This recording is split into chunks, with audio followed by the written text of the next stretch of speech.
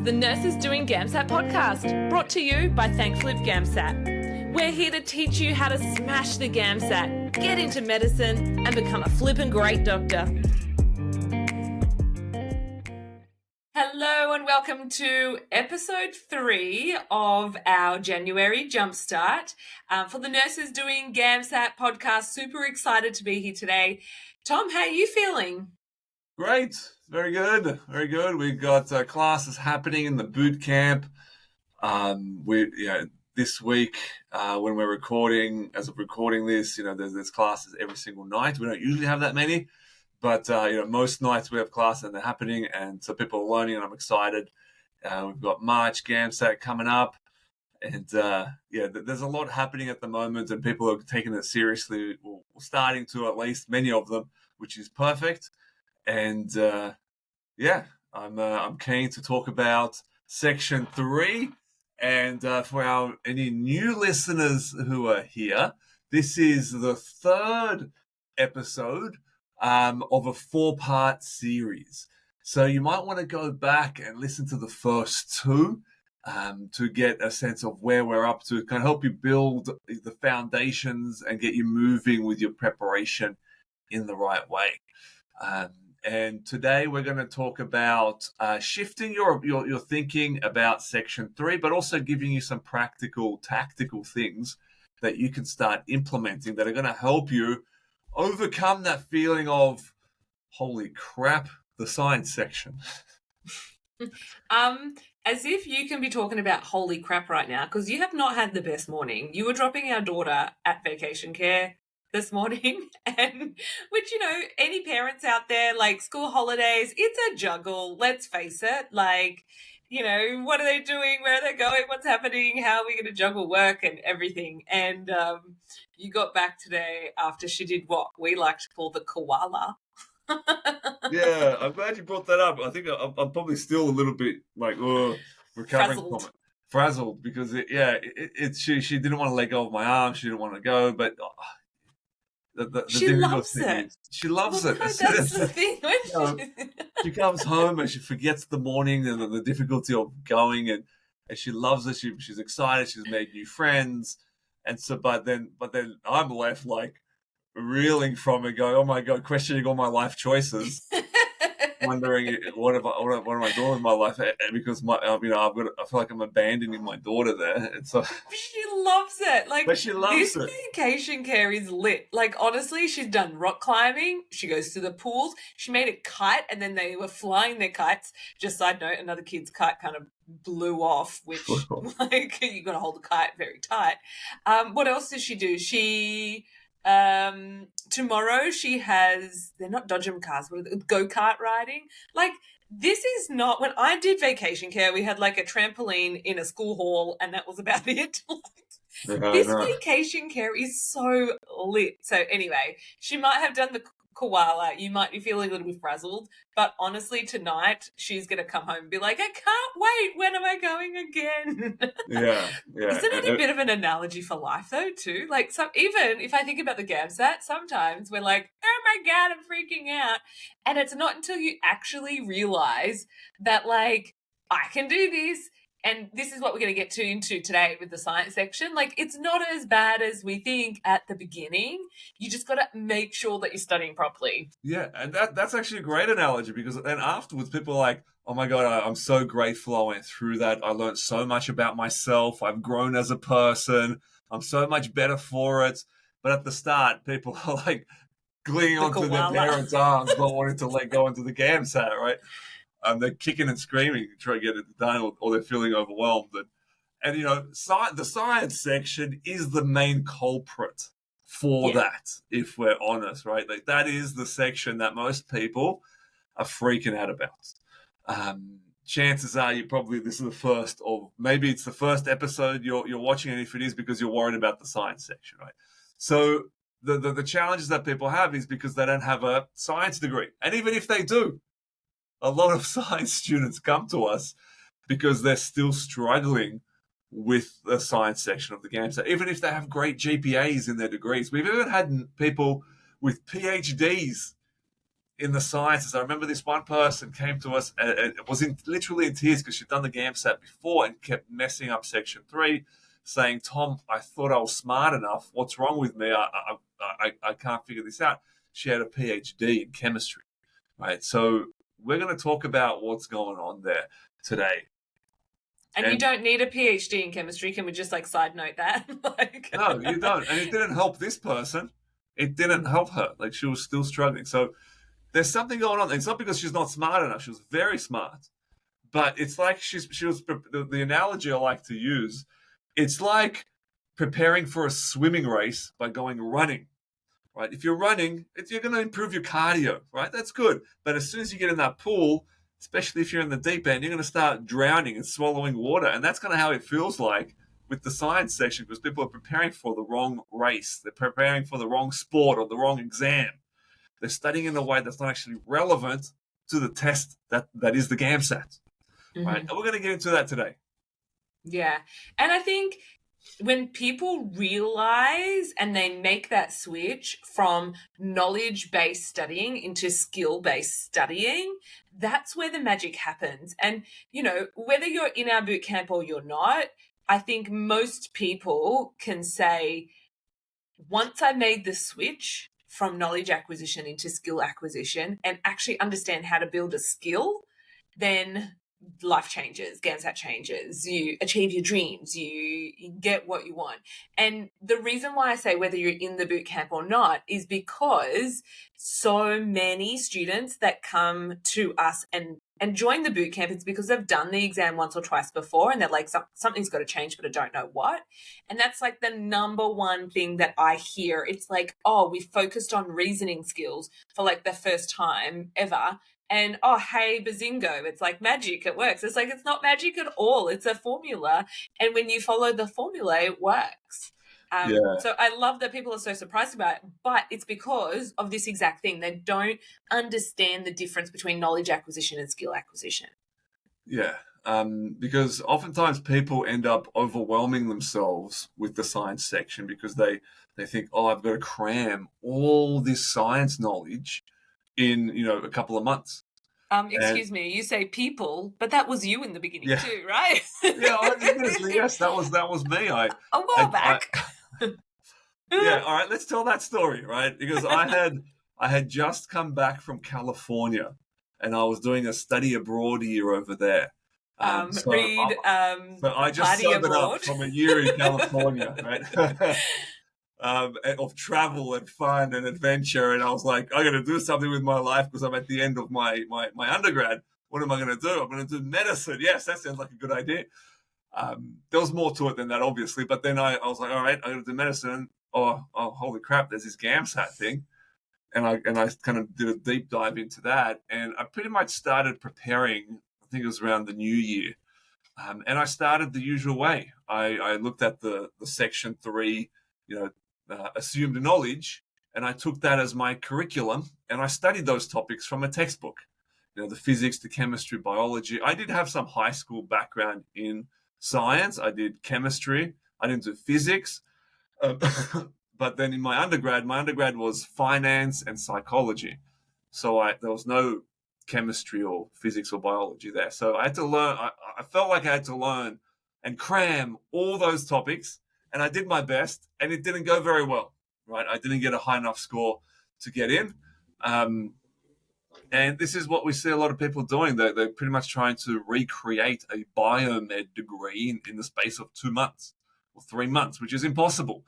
And it's no point either. Now, you do need to have some science knowledge, right? We're not saying forget all science knowledge. No, you need science knowledge, but that's not what you're being tested on. And if you spend all your time on that, you're going to barely pass if you're lucky, right? And so you don't need to be cramming years of science knowledge. So let's so Mare, can we start to think about it differently? Do you want to talk about kind of the title of the section? I mean, it's reasoning in biological and physical sciences. That's it. The main kind of focus point is not the physical and biological sciences. The emphasis or like what I would like to say, the emphasis is actually on the reasoning. Yeah. And what people tend to emphasize is the science part, but the science is simply the environment in which you're practicing the reasoning. So the way that I like to think about it is like, imagine you're learning how to swim, right? You got to know a little bit about water to learn how to swim. Because if you don't understand, like, I can't breathe underwater or water is a liquid, you're not really gonna you're not gonna have a good day in the pool that day. Let's face it. But if all you do is go on Wikipedia and learn every single thing about water, and you are the literal expert in the world about water, but you never learn the skill of swimming, then you're never going to be an Olympic athlete. You might be a great academic, but you're never going to be in the Olympics for swimming, because water is simply the environment in which we practice the skill of swimming. And I love that. That's a great way to put it. I don't think I've ever heard you explain that before that way. That's brilliant. It's really about swimming. But again, that's not to negate that you need no sciences. Like, if you have never seen sciences, if you we're done with sciences in year 10 and you've been in nursing for 10 years and you have not looked at it at all, you're going to look at the questions and it's going to look like gobbledygook. So we do need some foundations, but again, we don't want to spend our time on Wikipedia learning about water and expecting to be able to swim. Or in this context, Khan Academy, trying to memorize physics, organic chemistry, and physical chemistry, right? And don't get me wrong, I love Khan Academy, but it's not GAMSAT study because it doesn't build reasoning skills. Yeah. So, if you need a little bit of knowledge, what tends to happen with Khan Academy, and I've seen it for years and years and years, is that people deep dive into the sciences and go way too in depth. They spend 80% of their time or 90% of their time focusing in on the sciences that are on Khan Academy and just getting to know every little nitty gritty, and then maybe 10% on practice questions.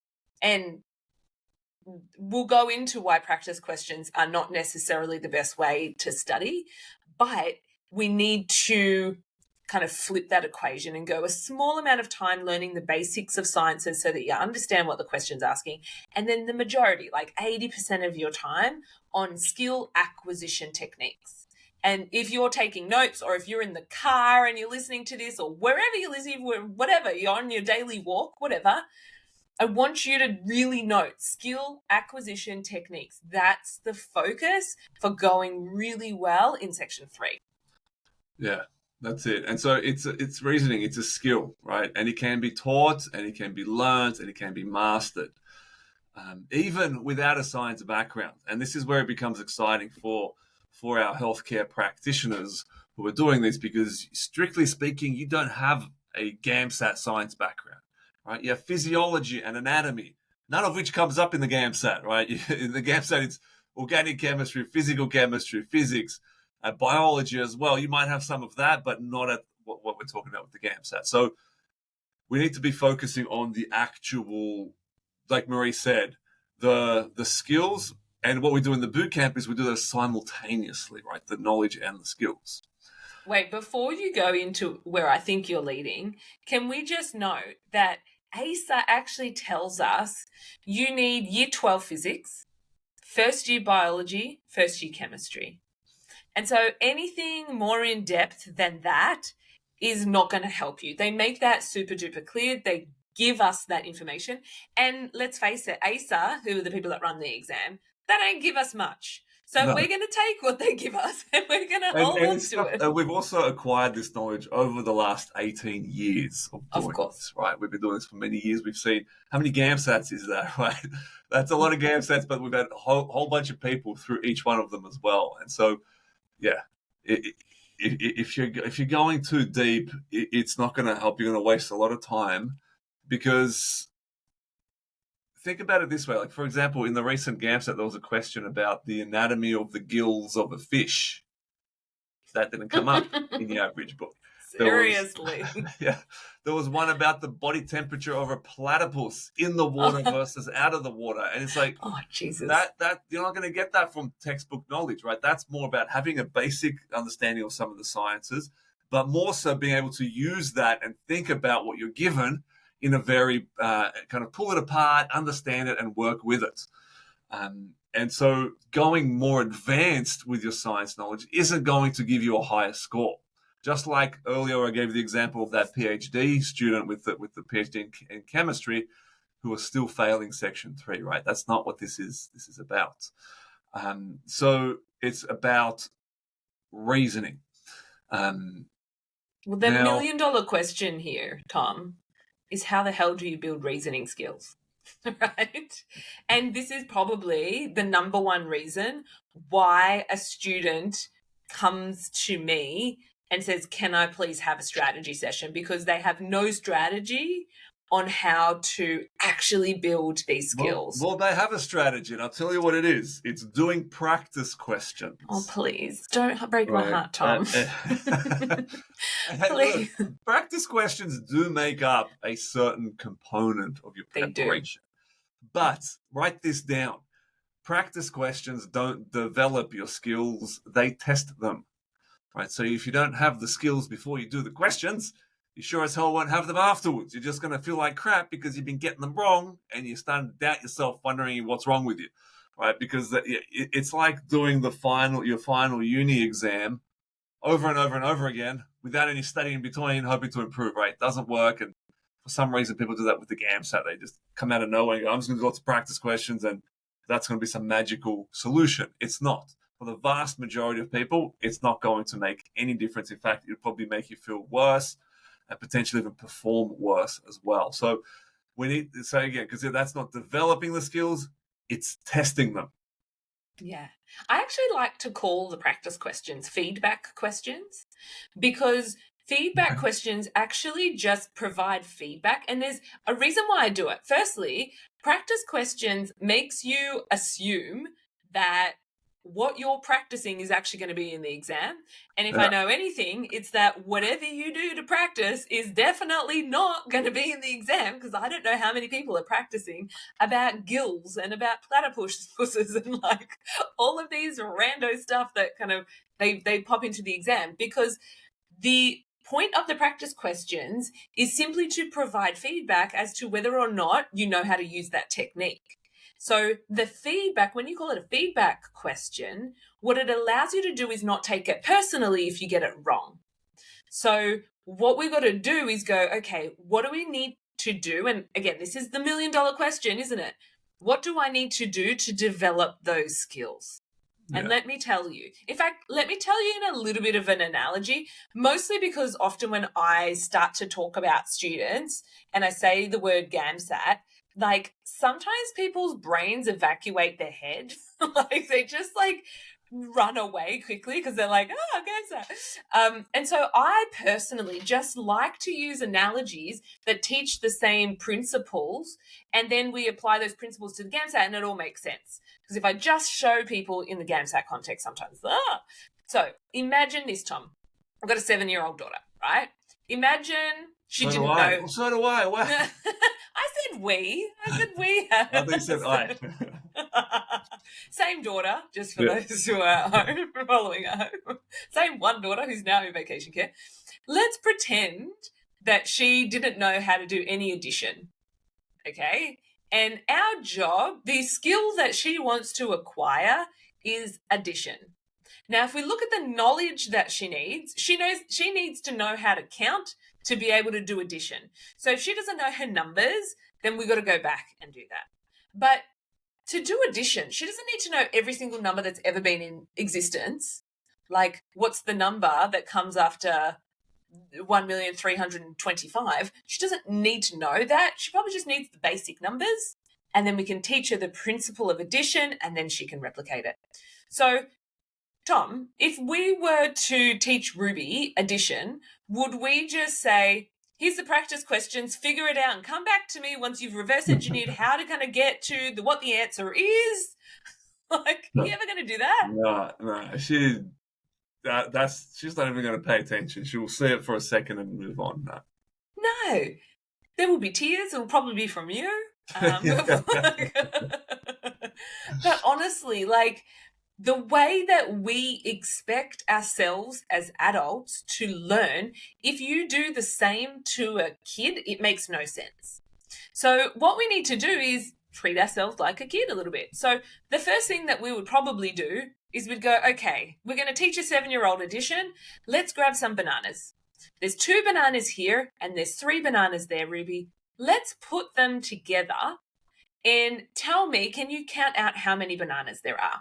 And she's going to go 1, 2, 3, 4, 5. Yay, I got it, right? So let me tell you the principles here of what we're doing. The first step is, and we've actually melded 2 steps together, but I will break them apart just so that we can kind of understand. The first step is we're teaching a replicatable process. You have to be able to replicate the process, which is take this group of things, take that group of things, smush them together and count. And if she can do that every single time, it's replicatable, right? She can replicate it.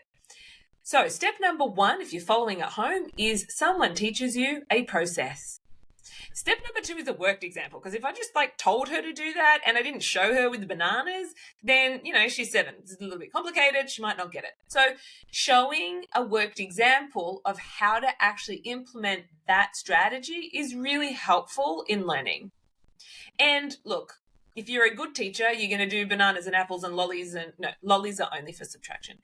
You're going to do only addition at first, but you're going to do a few different worked examples with a few different numbers. Now, after you think, yep, she's got it, then what you're going to do is a feedback question, or if you're not crazy like me, you'll call it a practice question, right? And the point of the practice question is to see, has she actually kind of absorbed that technique, and does she know how to use it on her own? Because Tom, if she gets that first question wrong, do you turn around to her and go, Ruby, you're such an idiot. You know nothing. You're never going to be a doctor. Well, no, yeah. Of course not, right? She's your 7-year-old daughter. You love it. You're never going to say that. However, and think about this at home, if you get a practice question wrong, what's the sort of self-talk you're giving yourself?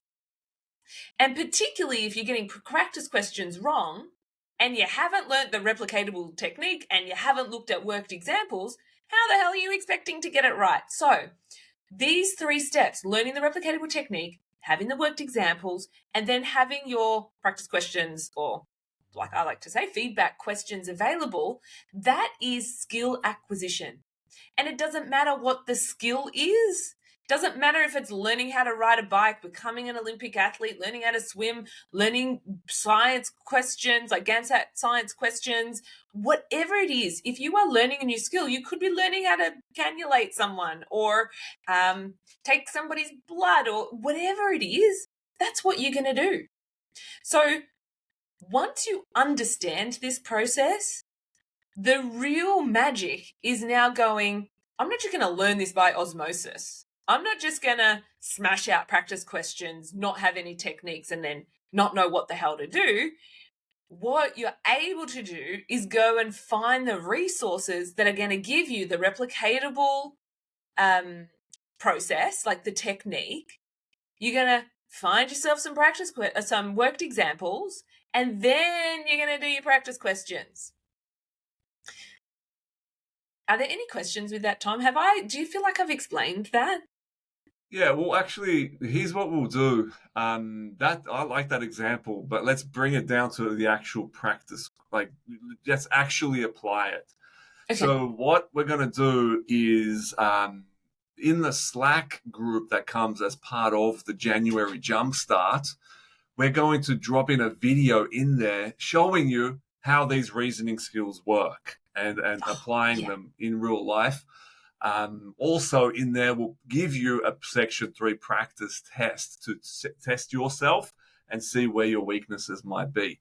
That So baseline. So just to like reiterate there, those practice questions are not for you to just smash out so that no, you like feel like shit about yourself, right? Like, no. What we want to do is have a baseline so we can see what skills we need to fix and see some replicatable techniques through that worked example that you're giving, Tom. yeah, And when you say we're going to drop them into the Slack channel, I assume you mean you're going to drop them yeah. into the Slack channel, right? Yeah, me or the team, it'll be in there. So if you want Right. that, and you're listening to this in January and the Jumpstart's happening, then you need to make sure you're registered for the Jumpstart. So to do that, you go to thankflipgamsat.com/episode 3. So that's the show notes. So go to the show notes. So thankflipgamsat.com/episode 3. And even if you're listening to this after January or any other time, go to those show notes anyway, and we'll make sure you can get access to those as well. But that's how you get them. And that will help you to actually see this in action, because Marie's given you kind of the conceptual understanding with a great metaphor. And in that video, you'll see it in action actually happening. It's just hard to. We would have done it here because this goes on YouTube as a video, but it also goes up on the podcast. So it's hard to do as an audio because there are actually graphs and tables and things in the GAMSAT that we're going to be using for you. Conceptually, it works though, because it's really about learning those replicatable skills, about having that worked example, and then applying it yourself. And this is something that you've done in other contexts as well. Yeah, totally. You've done it many times throughout your career, whether it's at work or whether it's even in an academic setting as well. So it's something that can be done. And so, this is something that we've taught many nurses and healthcare professionals to do. And you can be starting from, asking yourself, what do the symbols mean? Getting to a level where you're performing at a high level on the GAMSAT and getting in. It obviously requires some work and some effort and some thought and doing the right kinds of things, but it is 100% doable. It's 100% doable. And I also want to bring back to that analogy that we were talking about with Ruby, because I didn't say to Ruby, go and learn addition and come back once you've got it, because you're going to learn it on your own. Most people, if they're going like after a big challenge, they're going to have some support and need some support. Just as we kind of stepped that through that example with Ruby learning addition, if you're there and you're going, I feel like I need support, I haven't got the right resources or whatever it is, that's a great thing to acknowledge and to own, because you're an adult. You can go and find what you need and go and like reach out to people, whether it's us or whether it's someone else, but reach out to people that can actually assist you, because you don't have to go and figure this all out on your own. You don't have to be, terrified of the science section if you haven't looked at the sciences and then going, okay, well, I guess I've just got to hustle my way through this and figure it out. And I have to sit the exam. Like, so many people come to me and they're like, well, I heard that you have to sit the exam like 2 or 3 times to get in. And I'm like, who's telling you this BS? The internet, apparently. It's like, no, you don't have to sit the exam 2 or 3 times. But if you prepare properly, that's the only time you're really going to get in. Yeah. Usually people have stuffed around the first couple of times. And the last time they get really serious and voila. Yeah. You know what? I listened to this great podcast. It was Mel Robbins. I don't know if anyone knows who Mel Robbins is. Sorry, before you go into that, Marie, I say stuffed around, but maybe they've done their best that they thought they did, that they could, and it's understandable. A lot of people get started. It's a big exam. It can be a bit overwhelming at first, but then when you realize, the actual requirements, and you think back, it's a big difference. And so, a lot of people start from a place of just trying to figure it out. And so they're not always going to stuff it around. It's going to be having a bit of a joke there. But it's a big difference between the first time, when people have done it 3 times, there's a big difference between the first time versus the third time in terms of their approach. It's funny because this Mel Robbins thing that I was going to say, she, it was through, I'm listening to the audiobook called Let Them, which, side note, after GAMSAT, it's not really GAMSAT related, but after GAMSAT, great book to listen to or read. There's a piece of research that shows that most people think that they are going to be the anomaly. So like, oh, if I don't study, I'll be fine. I'll just do it as a trial and see if I get in. And most people know, like in our brains, we go, well, I know if I don't study and I don't try, I'm probably not going to get in, right? But most people see themselves as the exception to the rule, no matter what. So most people have this like underlying, well, I'll give it a crack because maybe it will work because I'll be the exception to the rule. And when I was listening to that part of the audiobook, I was there like, oh, this is why so many students come to me having said, oh, I just sat the exam, I did no study. I knew I wouldn't go well, but I just did it anyway because we innately as humans, it's not that they are a problem or that they are doing anything wrong. Innately as humans, we think we're the exception. That's why we buy lotto tickets. I don't really buy lotto tickets, but that's why people do, because it's like you've got 1 in 1 billion chance of winning, but I'll be that exception. Yeah. I'll be the one that gets rich like that.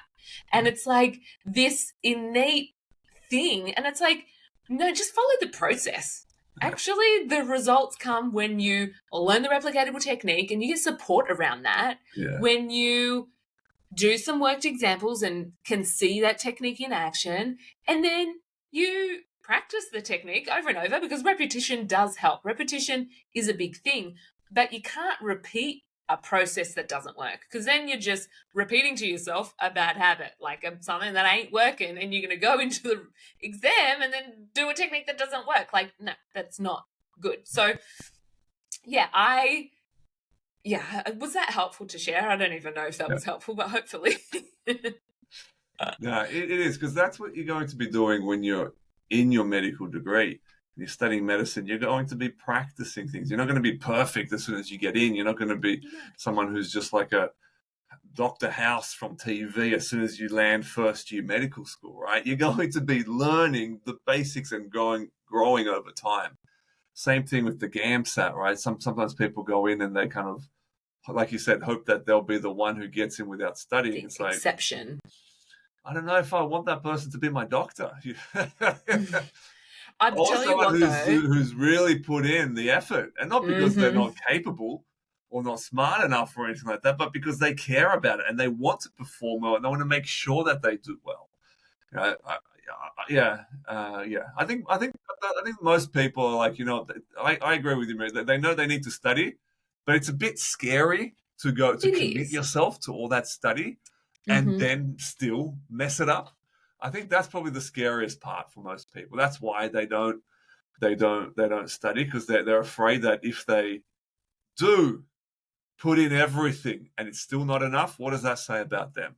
Classic fear of failure 101 there. Yeah, but if they put in just a little bit, well, it's okay. I didn't really try, so it doesn't really mean I'm not good enough.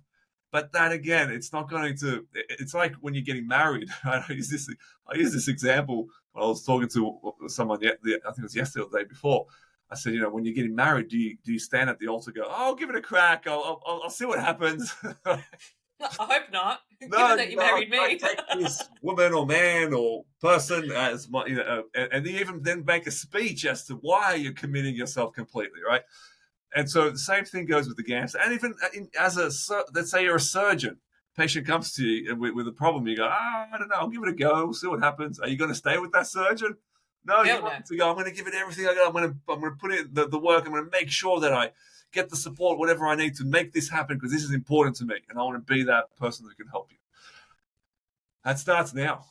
Right, that starts with the GAMSAT. And I think we've kind of gone on a tangent there, but I think... totally. Real talk, just like GAMSAT aside, it did make me think about all the times I thought I was the exception. And I know, I've had those times as well. Right? I mean, it's normal. This is the thing. Like, you're a human. I'm a human. We're all just humans, like, figuring this out. And what I'm hoping from this podcast that we're doing is actually helping to inspire people, helping to create the next generation of doctors who, know better and do better. Not that this generation is bad. It's just like always improving. And if there are people out there that are learning from this and getting inspired and working harder and becoming even better doctors, like, that to me is absolutely incredible. That's what that's why we keep on going after 18 years here, because every single year we see such phenomenal students. Like, Yeah. The some of the growth and the change and stories. Oh my people that get goodness. in, and it's just and for us, I think, Marie, it's also about being real about it as well. It's not Yeah. about pie in the sky, Instagram meme motivation, because Yeah. that's not reality, right? It's about what is real and making sure that you're set up to succeed. And Yeah. so that's why we kind of tell you some of the truths here that you might not have expected, but that's what you need to know. And that's, again, tying it to medicine. If a doctor's talking to a patient with cancer, you don't want them to beat around the bush. You want them to be tactful and compassionate, but you want them to tell the truth. Yeah. That there is a problem and something needs to be done about it immediately, rather than, oh no, you'll be okay, go get him, tiger. Here's a few Instagram memes to help you keep going. No, you got to be real. Yeah. Yeah. I mean, one of those truths I said to the boot campers the other day in one of the acceleration classes, I was like, motivation sucks. If you are relying on motivation alone, then you are doing this the wrong way. And they were like deer in the headlights, some of them, like, what? And I was like, what builds you are your habits. It's not your motivation. Motivation is like little kindling. Like when you're at school, I don't know, I went to school about 1 million years ago. But so when I was in school, they were like taught you to rub two sticks together to make a little kind of ignition point if you ever get lost in the bush and you have to put like dry leaves and stuff so that you can make yourself a fire. The motivation is like the point where those two little twigs or whatever it is, or like they rub together and there's a little spark. That's motivation. But what you need to back that up with are habits. The habit of studying properly, the habit of going to bed so you get a good sleep, the habit of learning in the right way, of not taking the easy route. And your habits dictate your whole life. So your motivation's good. It's a spark. But if you are relying on motivation alone, because motivation changes day to day, every day. But tell me, Tom, do you feel motivated to brush your teeth every day? No, I just do it. You do it because it's a bloody habit, right? And you don't want to have that like icky on your teeth feeling, that like, very gross. But the habit is what gets you doing what you need to do. So motivation is what we need to start building the habit, but we've got to change habits. Anyway, again, total like off the point. There is so much to say about this. I mean, that's why we do classes on mindset in the boot camp every week, right? There's so much. But look, hopefully you're starting to feel a bit more confident and you can see, that you can tackle section 3 despite whatever concerns you might have about your background. And if you want to dive deeper, then like I said, we're sharing the actual practicalities of how to apply reasoning skills and where the knowledge comes in some videos in the Slack channel, as well as some extra so the practice questions as well. And if you want to get that, go to the show notes, which is at thankflipgamsat.com/episode 3. If you're watching this during the January Jumpstart, you'll need to register for the Jumpstart to get those. And then afterwards, we'll put them in the show notes. So you can just head over there to get that. Yeah, and it's exciting. There's lots of bits and pieces in that Slack channel right now. So I'm just excited to be there and go and introduce yourself and, be part of the community. It's great. You don't have to do this on your own, particularly section 3. So anyway, let's wrap this up because I might go on a tangent again. SARS, not SARS, like. Yeah. All right. And so in the next episode, so this is a 4-part series. In the 4th part series, we're going to talk about making sure you stay on track with your study. So how do you know what to study when? How do you make sure you get it done? What if something's going wrong? How do you adjust? What should you be studying? What should you be reading? What resources do you need to use? We're going to talk about that in the next episode 4, that is. So make sure you subscribe to this however you're listening to it, and make sure you're getting the notifications for the next episode. And we'll see you then. And Tom, if you say reading widely is how we prepare, my opinions on that. I will go just absolutely crazy. Okay. It's like the number one thing that people say to do. And I'm like, what the hell? How is that going to help? And a lot of people start there, and that's okay, but it's not going to get you very far. It's not an effective strategy, unfortunately. There are better ways to do it. I started by reading widely, and it didn't get me there. But then when we apply actual effective techniques, or section 1 particularly, that's what it's really for, then, yeah, man, the results are just phenomenal. Yeah. Okay, well, we'll see everybody on the next episode because they've got to listen now because they're like, what do we do if we don't read widely? Right. There's a lot. There's a lot of great stuff you could do, but that's in the next one. See you guys. Bye. Hey, I have a cool gift for you just for listening to the Nurses Doing GAMSAT podcast. We do some of our best work in our Facebook group called, you guessed it, Nurses Doing GAMSAT. It's free to join, and every day we're sharing actionable guides, tips and tricks, and really just how to smash the exam and get into medicine. You can join today by searching Nurses Doing GAMSAT on Facebook. Thanks for listening to another episode, and I'll see you next time.